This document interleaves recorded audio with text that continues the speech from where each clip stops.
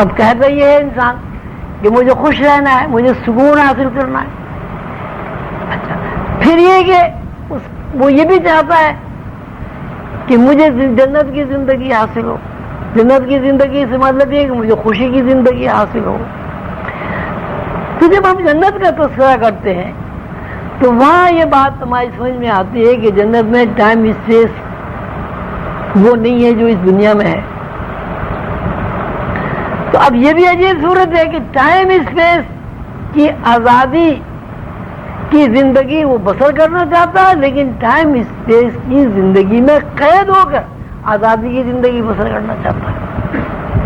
تو جتنے بھی انسانی شعور کے بارے میں آپ غور و فکر کریں گے وہاں ایک ہی بات آپ کی سمجھ میں یہ آئے گی کہ شعور جو کچھ کہتا ہے اس کے خلاف کرتا ہے. شعور جو کچھ چاہتا ہے وہ اس کو نہیں پتا کہ وہ کیا چاہتا ہے. نتیجے میں انسان کی جو زندگی ہے وہ متاثر ہو جاتی ہے. انسان کی زندگی میں جو بنیادی چیز ہے وہ کھانا پینا پہننا اور گھر ہے.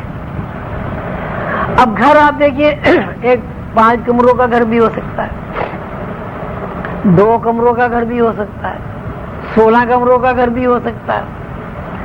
لیکن کوئی انسان آج تک ایسا پیدا نہیں ہوا جو ایک کمرے میں 3 چارپائیوں پر یا 2 چارپائیوں پر سوتا ہو. کمرہ 12-10 کا ہو، 12-14 کا ہو، 14-16 کا ہو، 18-20 کا ہو، کتنا ہی بڑا کمرہ ہو، بہرحال اس آدمی کو جو سونے کی جگہ ہے کوئی 6 فٹ اور 3 فٹ کی جگہ اسے چاہیے ہوتی ہے. جب اس کی ضروریات اتنی ہے کہ وہ 6 فٹ اور 3 فٹ میں آرام کے ساتھ سو سکتا ہے، اب اس ضرورت سے زیادہ وہ جتنے بھی کمرے بنائے گا ظاہر ہے اس کے لیے ایک پریشانی ایک مصیبت کھڑی ہوگی. اس کی صفائی بھی کرنی ہوگی، ان کمروں میں سامان بھی ڈالنا ہوگا، ان کمروں میں سامان ڈالنے کے لیے وسائل بھی زیادہ سے زیادہ مہیا کرنے پڑیں گے. پھر اس سامان کی حفاظت کرنے کے لیے مزید وسائل کی ضرورت پیش آئے گی. بجلی اگر ہوگی اس کا بل بھی زیادہ آئے گا. قصہ مختصر یہ ہے کہ انسانی شعور ایک طرف خود کو قید اور بند میں محسوس کرتا ہے، قید و بند میں، اور کہتا وہ یہ ہے کہ مجھے آزاد زندگی چاہیے اور میں خوشحال زندگی بسر کرنا چاہتا ہوں. کیونکہ شعور کا یہ کہنا بالکل لایانی ہے، بکواس ہے، منافقت ہے اور جہالت ہے. اس لیے انسان کبھی بھی شعوری دائرے میں رہ کر خوش نہیں رہ سکتا. خوشی کے لیے ضروری ہے کہ انسان شعوری دائرے سے نکل کر اس دائرے میں قدم رکھے جس دائرے میں پابندی نہیں ہے، جس دائرے میں قید نہیں ہے اور جس دائرے میں آزادی کے سوا کوئی چیز نہیں ہے. وہ آزادی کیا ہے؟ آزادی یہ کہ وہاں تغیر نہیں ہوتا. آزادی سے مراد یہ کہ جہاں تغیر نہ واقع ہو. اور اس کے برعکس ہم زمین پر دیکھتے ہیں تو یہاں تغیر کے علاوہ ہمیں کوئی چیز نظر ہی نہیں آتی. دیکھیے اب بچہ جیسے اسی میں لکھا گیا ہے کہ بھئی بچہ پیدا ہوتا ہے، کبھی بچپن، کبھی لڑکپن، کبھی جوانی، کبھی بڑھاپا، سب کا سب تغیر ہے. ایسا تغیر کہ تغیر ہو رہا ہے لیکن شعور کی یہ حالت ہے کمزوری کی کہ ہر تغیر کو وہ ایک نئی زندگی اور نئی دنیا سمجھ رہا ہے، نئی بات سمجھ رہا ہے. ہم روز روٹی کھاتے ہیں، گندم وہی ہے، گھر میں گندم پسوا کے آٹا رکھ لیا گیا، 1 مہینے تک آٹا چلتا رہا.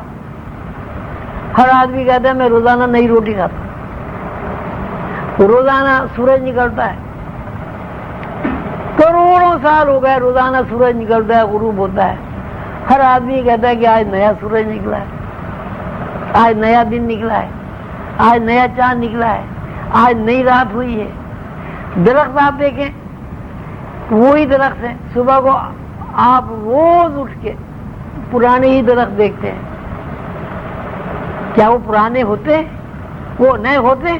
پرانے ہی درخت ہوتے ہیں. بات یہ ہے کہ شعور ایک ایسی ایجنسی ہے کہ جب وہ خود کام کرتا ہے تو ہر چیز کو یہ محسوس کرتا ہے یہ چیز حقیقی ہے. لیکن جب شعور کمزور ہوتا ہے، جب شعور پھر واقع اپنی حیثیت کو پہچان لیتا ہے تو اس کی سمجھ میں یہی ایک بات آتی ہے کہ شعور نام ہی اس بات کا ہے کہ وہ کچھ نہیں سمجھ رہا کہ وہ کیا ہے. یہ مادی اعتبار سے ہمیں یہ بھی علم نہیں ہے کہ سچی خوشی کیا ہوتی ہے اور کس طرح حاصل کی جاتی ہے. خالی اب یہ کہا جائے گا کہ چونکہ شعور اس بات سے واقف ہی نہیں ہے کہ یہ ساری دنیا جو ہے رد و بدل اور تغیر کا نام ہے، اور وہ اس رد و بدل اور تغیر کو ہی حقیقی دنیا کہہ رہا ہے، اس لیے یہ کہا جائے گا کہ شعور فی الواقع خوشی سے واقف ہی نہیں ہے. شعور فی الواقع حقیقت سے واقفیت ہی نہیں رکھتا. کیونکہ شعور حقیقت سے واقفیت نہیں رکھتا، اس لیے شعوری اعتبار سے یہ شعوری زندگی میں رہ کر کوئی آدمی کبھی سچی خوشی کو تلاش نہیں کر سکتا. سچی خوشی تلاش کرنے کے لیے ضروری ہے کہ آپ اس ماحول کو سمجھیں، اس دنیا کے اوپر غور کریں. یہ دنیا کب بنی، کتنے لوگ اس دنیا پر آئے، کیسے کیسے جلیل القدر بادشاہ اس دنیا میں موجود رہے، کتنے لوگوں نے خدائی کا دعویٰ کیا. لیکن آپ غور کریں تو کچھ بھی نہیں رہا، سب پیوندے زمین ہو گئے.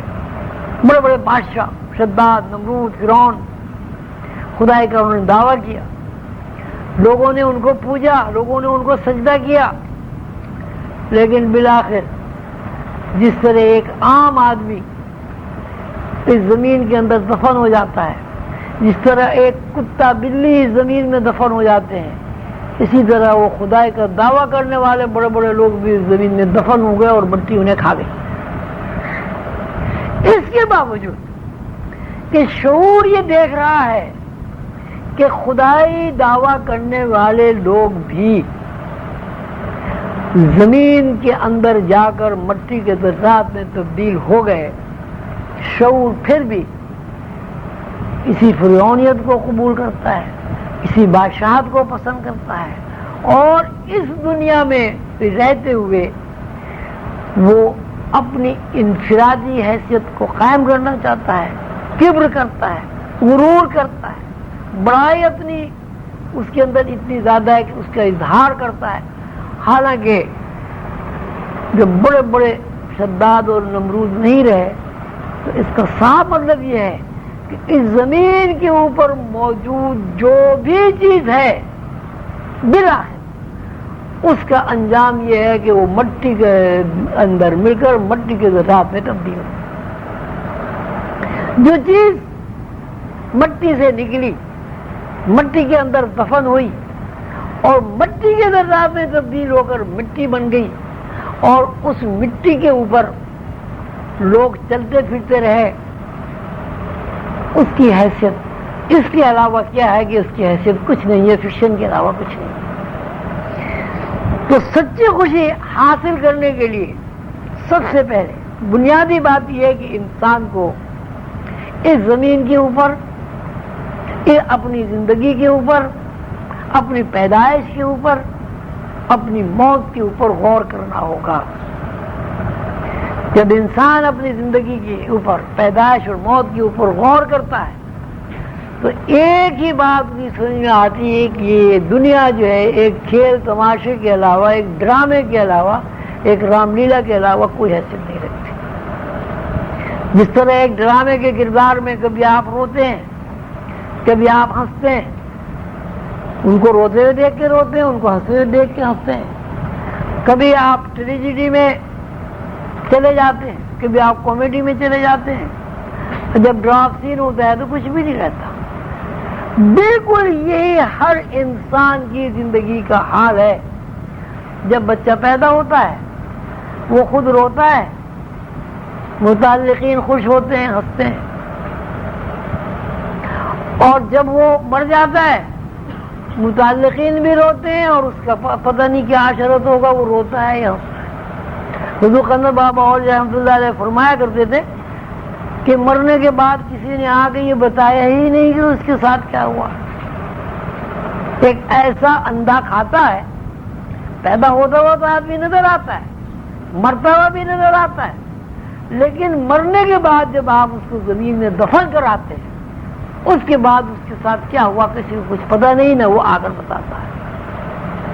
تو سچی خوشی حاصل کرنے کے لیے ضروری ہے کہ ہم اس شعور کو، جو شعور دنیا میں کام کرتا ہے، ان حواس کو، جو حواس دنیا میں کام کرتے ہیں، ان کے بارے میں غور و فکر کریں، تفکر کریں، اور اس بات کو تلاش کریں کیا یہ شعور جس میں ہم زندگی گزار رہے ہیں، جس شعور میں ہماری نشو و نما ہو رہی ہے، اس شعور کی کوئی حقیقی حیثیت ہے؟